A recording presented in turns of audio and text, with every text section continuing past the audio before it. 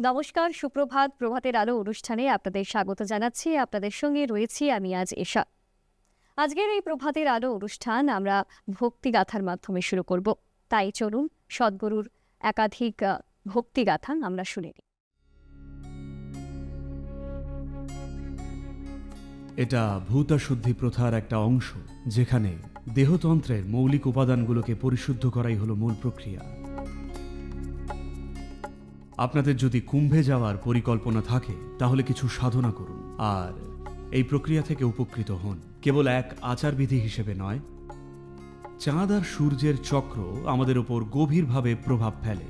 এই প্রভাবকে উদযাপন করা আর এর থেকে মুক্তির পথ খোঁজাই হল কুম্ভের মূল উদ্দেশ্য।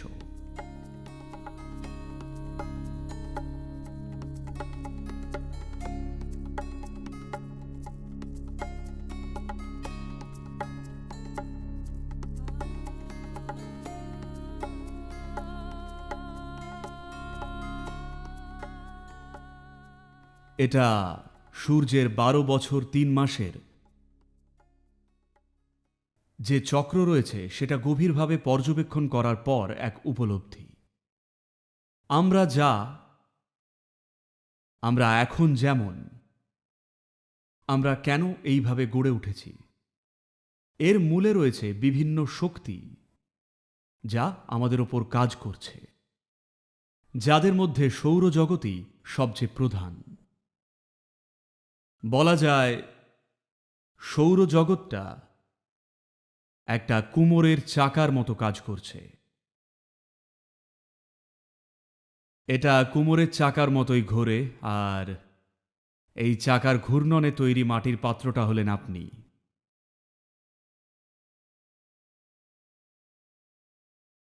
ধরুন, যেমন ধরা যাক, পৃথিবী ঠিক করল এখন যত জোরে ঘুরছে তার চেয়ে আরেকটু জোরে ঘুরবে। তাহলে এই গ্রহের যত জীব বা প্রাণী আছে সবার মধ্যেই কিন্তু খুব নাটকীয় একটা পরিবর্তন আসবে। সম্ভবত বর্তমান প্রাণীরা, এমনকি আমরাও, পৃথিবী দ্বিগুণ গতিতে ঘুরলে টিকতে পারব না। আমরা এখন এই রকম, তার কারণ আমরা এই সিস্টেমেরই ফসল। মানব শরীরে এই চক্রগুলোর যে প্রভাব তা বুঝে তারা এমন কিছু জায়গা আর পরিস্থিতি চিহ্নিত করেছিলেন যেখানে মানুষ সর্বোচ্চ কল্যাণ পেতে পারেন। তারা বিশেষ করে নদীর সঙ্গমস্থলই বেছে নিয়েছিলেন, কারণ যেখানে দুটো নদী মেশে সেখানে একটা অবিরাম শক্তি থাকে। আর আমাদের শরীরের 5টি মৌলিক উপাদানের মধ্যে জলই যেহেতু সর্বাধিক প্রভাবী, আমাদের শরীরের 72%ই জল। তাই যখন আপনি এমন জায়গায় থাকেন যেখানে কিছু নির্দিষ্ট সময় জল ঘুরপাক খাচ্ছে,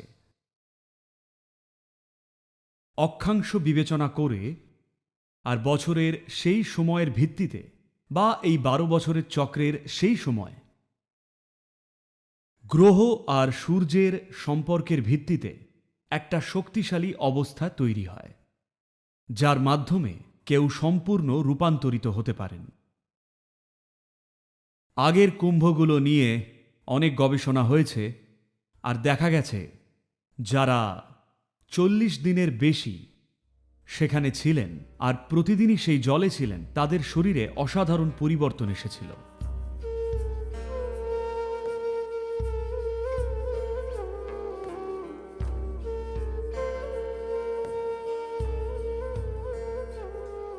কুম্ভ মেলা চলার কথা 48 দিন ধরে। মানে মানুষের উচিত সেখানে 48 দিন থাকা আর প্রতিদিন নদীতে স্নান করা, তার সঙ্গে সাধনা করা। এটা ভূতাশুদ্ধি পরম্পরার অংশ, যেখানে মূল প্রক্রিয়া হল শরীরের মৌলিক উপাদানগুলোকে পরিশুদ্ধ করা, আর জল এর একটা বড় অংশ।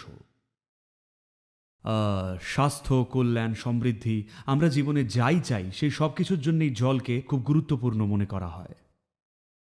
তো এই 48 দিনে দিন বিশেষে নির্দিষ্ট সাধনা থাকে যা মানুষ সেখানে থেকে করেন, সেই প্রক্রিয়ার মধ্যে দিয়ে যান আর সম্পূর্ণ রূপান্তরিত হয়ে ফেরেন, কারণ তারা প্রাকৃতিক শক্তিকে ব্যবহার করে নিজেদের কোয়ালিটি বদলে ফেলেন। আর পরিবর্তনটা শুধু শারীরিক হয় না, এমনকি আধ্যাত্মিকও হয়। কিন্তু আজকাল লোকেরা গিয়ে তাড়াহুড়ো করে একটা ডুব দিয়েই চলে আসছেন। এটা অন্য খেলা। কিছু উপকার হতে পারে আমরা জানি না, কিন্তু আমি যখন লোকেদের দেখি মাত্র 3 মিনিটের জন্য জলে গিয়েই ফিরে আসেন, তখন মনে হয় যথেষ্ট সময় থাকলেন না। কোনো বড় প্রভাব হওয়ার জন্য খুবই কম সময়, হয়তো শুধু আবেগের তৃপ্তি পান। আমি জানি আপনি 48 দিন ছুটি নেওয়ার জন্য এখনই মনস্থির করতে পারবেন না, কিন্তু যদি সত্যি কুম্ভে যাওয়ার প্ল্যান করেন তাহলে কমপক্ষে 3 থেকে 7 দিনের জন্য যান, যাতে সেখানে থেকে কিছু সাধনা করতে পারেন আর প্রক্রিয়াটা থেকে উপকৃত হন। শুধু একটা রীতি হিসেবে পালন করবেন না। এটা কোনো আচার অনুষ্ঠান নয়, এটা একটা বৈজ্ঞানিক প্রক্রিয়া। শুধু এই যে বিজ্ঞানটা হারিয়ে গেছে আর আজও অভ্যেসের মতো করে যাওয়া হচ্ছে, এটাই যা ঘটেছে। বিজ্ঞানটাকে ফিরিয়ে আনার সময় এসেছে, কারণ তখনই আমরা উপকৃত হব। সময় এসেছে এই জিনিসগুলোকে আমরা আরেকটু বোঝার আর অর্থ খোঁজার চেষ্টা করি, যাতে মানুষ সত্যিকারের উপকার পান আর শুধু একটা রীতি হিসেবে পালন না করেন।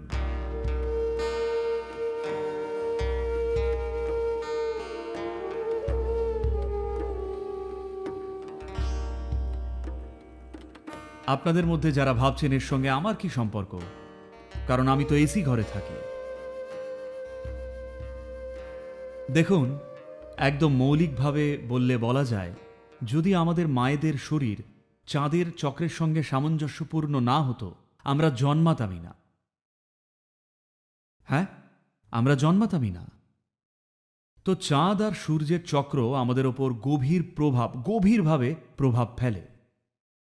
এটা স্বীকার করা, এটাকে উদযাপন করা আর এর থেকে মুক্তির পথ খোঁজাই হল কুম্ভের উদ্দেশ্য।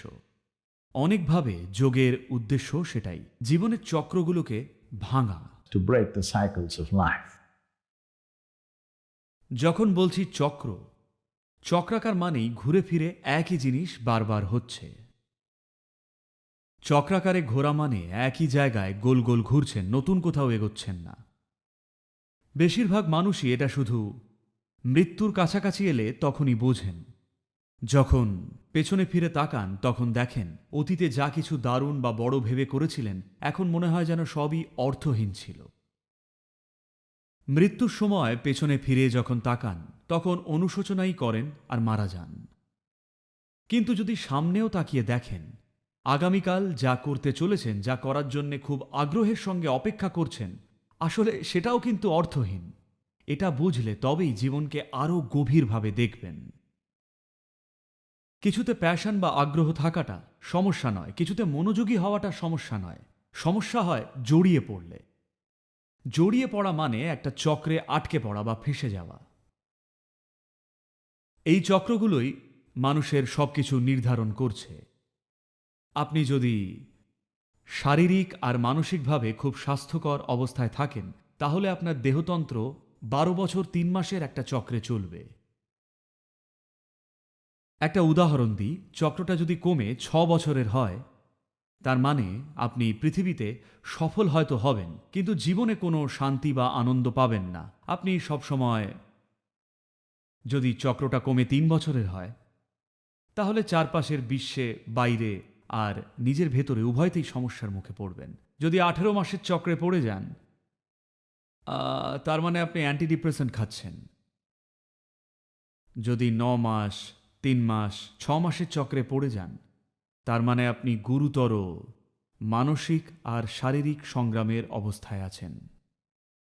এখন কুম্ভের জন্ম এই বোধ থেকেই যে আপনি নিজের চক্রকে 12 বছরের চক্রে নিয়মিত রাখার চেষ্টা করছেন। যদি খুব যত্ন সহকারে নিজের জীবনকে পর্যবেক্ষণ করেন, পর্যবেক্ষণ করুন মনকে, আবেগকে আর জীবনের পরিস্থিতিগুলোরও, দেখবেন চক্রগুলোয় একটা নির্দিষ্ট প্যাটার্ন রয়েছে। যদি দেখেন, আপনাকে কারোর সঙ্গে শেয়ার করতে হবে না, স্বীকারোক্তি করছেন না, যদি বসে আপনার জীবনে কি কি ঘটছে লিখে ফেলেন, দেখবেন ঘটনাগুলোর মধ্যে একটা নির্দিষ্ট প্যাটার্ন রয়েছে। প্যাটার্নটা যদি 12 বছরের চক্রের হয়, তাহলে আপনি বেশ ভালোই আছেন। স্বাস্থ্য আর শান্তিতে থাকা আর কোনো সমস্যা নয়। এখন মুক্তির জন্য কাজ করার সময়। মুক্তির জন্য কাজ করার সময়, এটাই এর অর্থ।